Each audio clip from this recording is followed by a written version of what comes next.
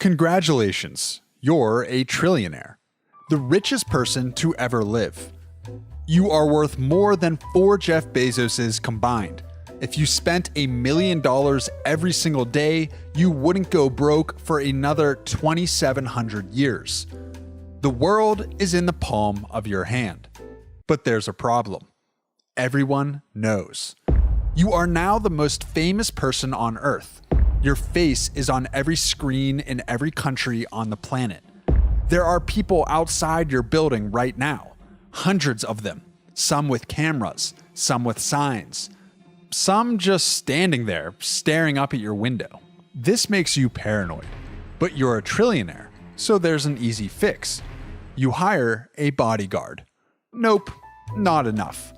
2 bodyguards. Not even close. You get a full detail. 12 operators minimum, armed, trained, rotating 24-hour shifts, the kind of protection usually reserved for sitting presidents. You make some calls. Within 48 hours, it's all done. Good. You're safe. But your Honda Civic isn't going to cut it anymore. So you buy Bugatti. Not a Bugatti. Bugatti. The entire company. $2 billion. That's 0.2% of your net worth, the equivalent of someone making $100,000 a year buying a jacket. Your accountant logs it as a rounding error. But you still need somewhere to live. Your current apartment building is swarming with paparazzi outside. Basically, the entire world knows where you live. So, you buy a compound. 14 acres behind walls and iron gates. A guardhouse at the entrance manned around the clock. The property has its own private road. You can't even see the main house from the gate. $200 million. Easy. But a place that size doesn't run itself. You need staff. Housekeepers, groundskeepers, 2 private chefs on rotation, a property manager, a house manager, drivers, an entire maintenance crew. IT staff just for the security systems, a personal assistant who has her own personal assistant. Within a month, 63 people work at your house. Now you're comfortable, secure. Everything runs like a machine. So you can really start spending. Because, well, you have $1 trillion and you're a little bored. You buy a Boeing 747 and have it gutted and rebuilt into a private flying residence. $400 million. You buy an island in the South Pacific. You commission the largest private yacht ever built. Helicopter pad, submarine bay, movie theater, full medical facility. $600 million. And nobody warns you about this part. $1 trillion makes money faster than you can spend it. And even sitting in the most boring investments on Earth, your net worth grows by tens of millions every single day. You wake up richer than when you fell asleep every morning without lifting a finger. So money is handled. Security is handled. The cars, the properties, the staff, all handled. But you want coffee. Just coffee. From the place you've been going to for years. Your security team needs 45 minutes of advance notice. When you finally get through all the paparazzi and walk in, every person in the coffee shop has stopped talking. The barista's hands are shaking. Someone in the corner is filming you from behind a laptop screen. You get your coffee. It tastes exactly the same. But everything around is different. So you stop going there. You don't want to be a nuisance. But there's good you can do with this money. Real good. So you write a check for $500 million to disaster relief. The media covers it for about half a news cycle. Because relative to what you have, $500 million is what you earn in a slow week. People are grateful for about a day. Then they want more. They always want more. But it's not the strangers that get to you. It's the people you already know. Your phone rings constantly, but none of the calls are from friends anymore. They're from lawyers, wealth managers, heads of state, charity directors. Everyone wants a meeting. Everyone wants your name on their thing, your signature on their check. The friends from before start to disappear. Some just stop calling. The ones who still do sound different, careful, measured, like they're weighing each word before it leaves their mouth. You invite your college roommate to the compound for a weekend. He says yes before you finish asking. When he gets there, he compliments everything: the house, the grounds, the wine, the guest room. He agrees with everything you say for 2 straight days. He laughs at jokes that aren't funny, and he never pushes back on a single thing.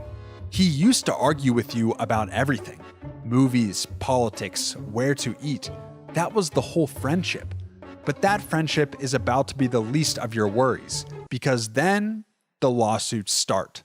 Not 1 lawsuit, not 2, 17 in the first 6 months. An old business partner claims you shorted him on a deal from 9 years ago. A woman in Arizona says you verbally promised her $10 million at a fundraiser in 2019. You have never been to Arizona. Most of it is garbage. Your legal team tells you that. They say the word frivolous so often it stops sounding like a word. But each one costs 6 figures to fight. Each one puts your name in a headline. Each one requires a deposition or a filing or a statement or some kind of settlement. Your lawyers tell you to get used to it. When you have $1 trillion, people will try to take it from you using every tool available. The legal system is a tool, and you are the deepest pocket on earth. You settle 3 of the cases, not because they have merit, because fighting them in public costs more than writing the check. $1 million here, $2 million there, they're just rounding errors. But every settlement gets reported, and every report invites 5 more lawsuits. Your legal budget for the year crosses $40 million.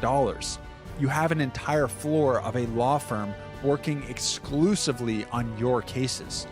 You have never met most of the lawyers. They send you summaries, weekly, pages and pages of people who want your money and are willing to lie in a courtroom to get it. But daily life goes on, or something that looks like it. And then it happens. You meet her.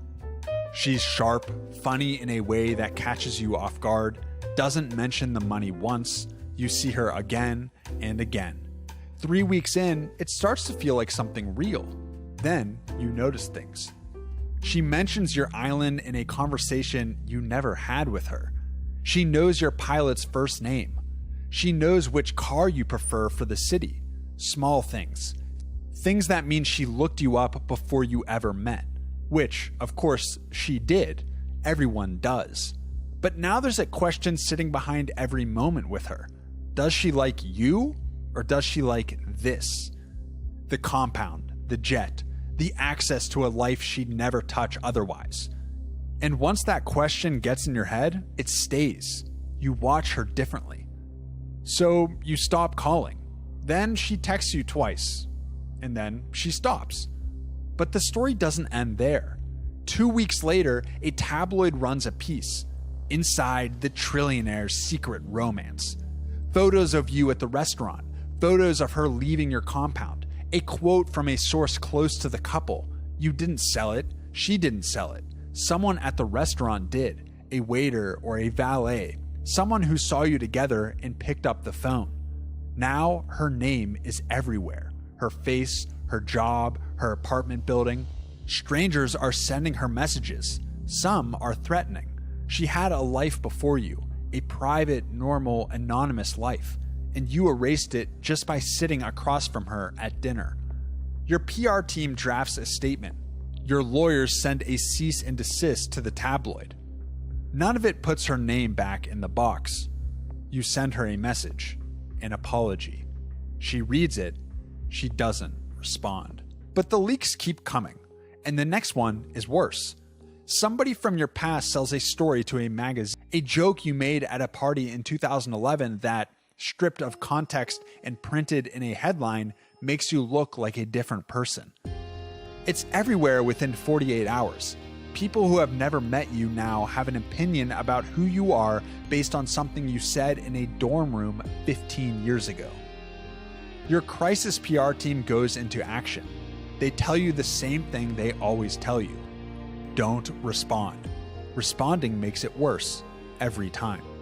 So you sit in your office behind your 7 screens and watch someone sell your old life for what your team estimates was about $250,000, $250,000. That's what your past is worth to someone who used to be your friend. You can't call them, you can't confront them, you can't even confirm you know who did it, because that becomes a story too. You just sit there. Your mother calls on a Sunday morning. She sounds the same as she always does. Asks if you're eating enough, tells you about a bird that keeps getting into her garden. For 10 minutes, your shoulders drop and your jaw unclenches and you almost forget what your life has become. Then she mentions your brother. He didn't ask her to call. He never would. But he's behind on the mortgage and his car needs work, and you have more money than some countries, and he's family. You had no idea he was struggling. You sent him a few $1 million that afternoon. He doesn't call to say thank you. 3 months later, at a holiday dinner you flew the whole family to on your 747, he sits at the far end of the table. He talks to your cousins, your aunt, anyone but you. When you try to catch his eye, he stares at his plate. He leaves before dessert, and he doesn't say goodbye. A week after the dinner, your mom calls again. Different tone this time. Quiet. She tells you your brother said something to your cousin. That you ruined the family. That everything changed when the money came. Your mother isn't telling you this to take sides. She's telling you because she doesn't know what to do. She has a security detail she didn't ask for, a son who won't talk to his brother, and a family that used to fit around a kitchen table and now needs a catering staff and a 747 to be in the same room. You tell her you'll talk to him. You don't. What would you say? You can't unsend the money. You can't undo the jet. You can't walk into his house without 2 armed men waiting in the driveway. The gap between your lives isn't something you can close with a conversation. So you stop trying. But the compound keeps running. The 63 workers keep the machine humming. You start to take comfort in the routine of the staff. Then your head of security calls another meeting. Someone on your household staff has been feeding information to a tabloid. Nothing dangerous, but consistent and paid. Your team found the leak through metadata on a photo that ran in a gossip column. The angle matched a specific window in the East Wing. Only 3 staff members have access to that hallway. They narrowed it down in 2 days. It's Linda, the housekeeper. She's escorted off the property on a Wednesday morning. Your security team handles it. You watch from the 2nd floor window. She's carrying a cardboard box. She doesn't look up. A man in a suit walks her to the gate. Another man opens it. She gets into a car that's been called for her, and the gate closes. You stand at the window for a while after she's gone. The East Wing hallway is empty. Your team hires her replacement by Friday. But there's always something next. Tuesday afternoon, you take the yacht out. The ocean is so blue it looks fake. Sunset turns everything gold. Dinner is pan-seared Dover sole prepared by a chef who trained for a decade in Michelin-starred kitchens. The table is set for 1. You get back to the compound and go to bed early. The master suite is much bigger than your old apartment. You lie there. The ceiling is very white. Somewhere around 3 a.m., you're awake. You get up. The compound is dead silent. The theater room empty. 60 seats. The screen is dark. The library empty. You walk the main hallway.